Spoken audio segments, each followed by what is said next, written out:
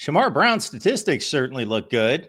1,181 yards on the ground, 15 touchdowns at the FCS level. And on top of that, a lot of folks thought highly of him in backing up those numbers as the Jerry Rice Award winner, which is the FCS level Heisman Trophy. National Freshman of the Year. Oh, it's National Freshman of the Year. What am I thinking of I can't remember what that's. Is that the Walter Payton? I believe it's the Walter Payton. Yeah. All right. I got my all-time greats from Mississippi confused. Jerry Rice, yes. National Freshman of the Year. And originally from Nebraska, I believe. Yeah. So he's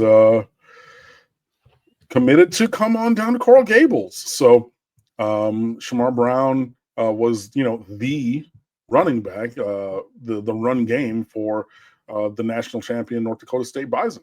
So, there's clips of him, breaking a long run in the playoffs.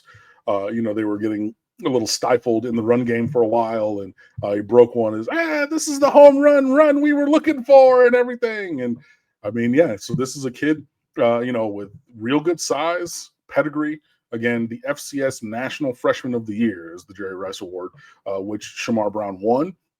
And he's taking his talents to Coral Gables. So, this is the game-ready running back that I was hopeful to get.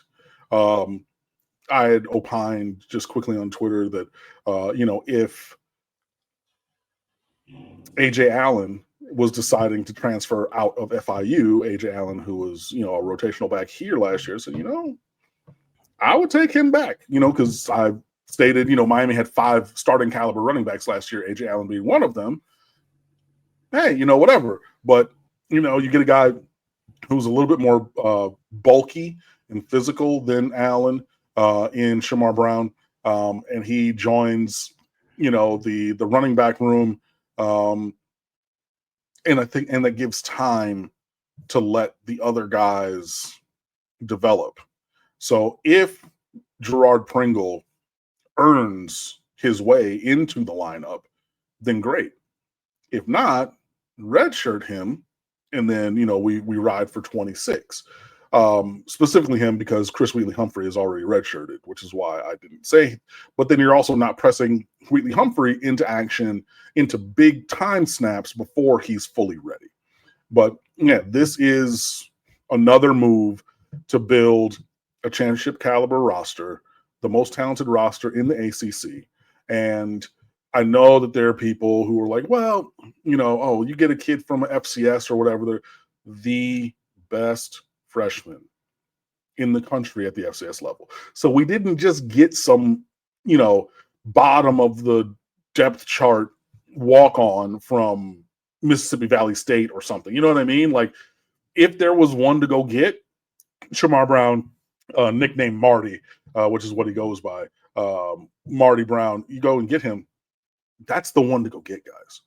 And he was only a freshman last year, so he has, 4 more years, including a redshirt, possibility. But he has multiple years of eligibility left, which is an advantageous situation as opposed to bringing back A.J. Allen, who's in his last year of eligibility. That rounds out the running back room in a really, really great way, and is yet another recruiting win in the transfer portal for the Miami Hurricanes. And, we look to build on that and keep it going. Last season, Ohio State, Penn State, Notre Dame come to mind as having amazing running back duos. The duo from Penn State coming back this year, Nick Singleton and Katron Allen. I thought Miami was right there in that group as well, with Damian Martinez and Mark Fletcher. Mm-hmm. So Fletcher's back. Is he the number one guy and nobody else gets many carries except to give him a blow? No, we're going to rotate. Like Jordan Lyle even worked his way into the lineup last year, had like 400 yards rushing and everything as a true freshman. And that's the reason why Chris Johnson Jr. decided to leave as the speed back, because he got passed on the roster by recruited over by a freshman. These things happen. So you got Lyle back, who's going to play. You got Fletcher, you got Brown. Those are 3 starting running backs firmly right there.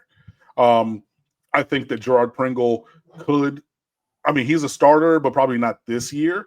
And then Wheatley Humphrey, yeah, I think could be a solid rotation guy. But I think at the top of the running back room, you have a trio of starting running backs, on the roster, and that's going to really be advantageous.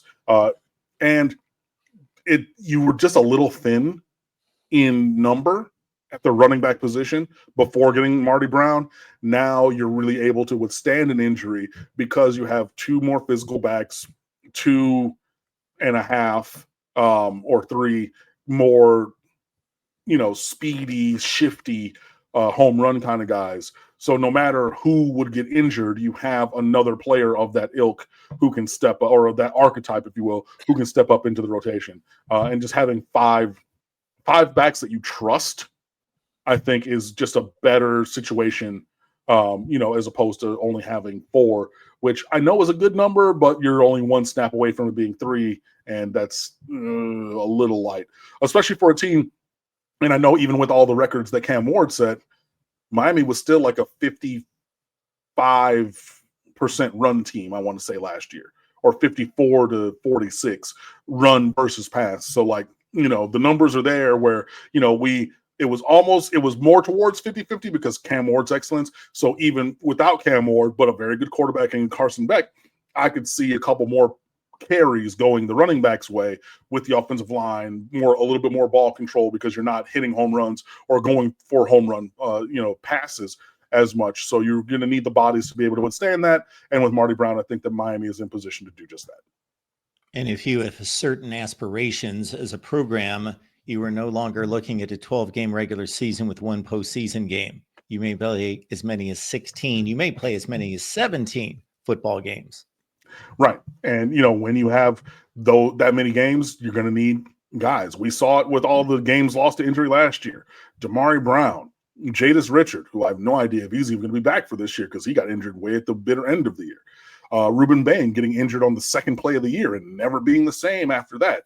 Jalen Rivers missing 5 games, early on in the year because he got injured at Florida as well. Like, we can talk about pretty much every position except for quarterback, and they were affected by injury.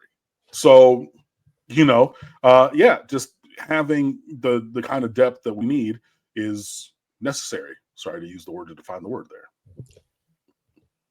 I took in much of the NFL draft through the lens of Yahoo Sports, and I thought that they did an excellent job. So I kept watching, and they were extremely high on Damian Martinez. They thought that he was a steal. They all loved him across the board. Yeah, I think that Damian Martinez in the 7th round is a steal. It's just, the value proposition at the time that the player is picked. But yeah, this is a guy who was first team all conference in the Pac-12 for 2 years. He was honorable mention all conference at Miami. He was the first running back here since 2016 or 17 to run for 1,000 yards. And that was after starting the year, honestly, pretty poorly. Like, for the first 4 or 5 games, maybe half of the season, I, even on here, advocated for Mark Fletcher to be the starter because he was playing better than Martinez. But the last half of the year, Martinez showed why he can, that he can play and he can find a role. So yeah, he was very, I think, underrated. And yeah, great value at the in the 7th round there. So definitely think that he has a chance to make that team. I think that if not, then some other team is going to pick him up. And he has all the skills that you need, to be a successful NFL running back. He's not the fastest guy in the world. So if you're looking for, a home run hitting running back, if you're looking for Jahmyr Gibbs, who can just, make a guy miss in the hole and he's gone for 90 yards. Yeah, you're not going to take Damian Martinez because that's not his archetype. That's not his skill set. But he is a very strong skill set for, to continue into the NFL, and very excited to see what he can do moving forward.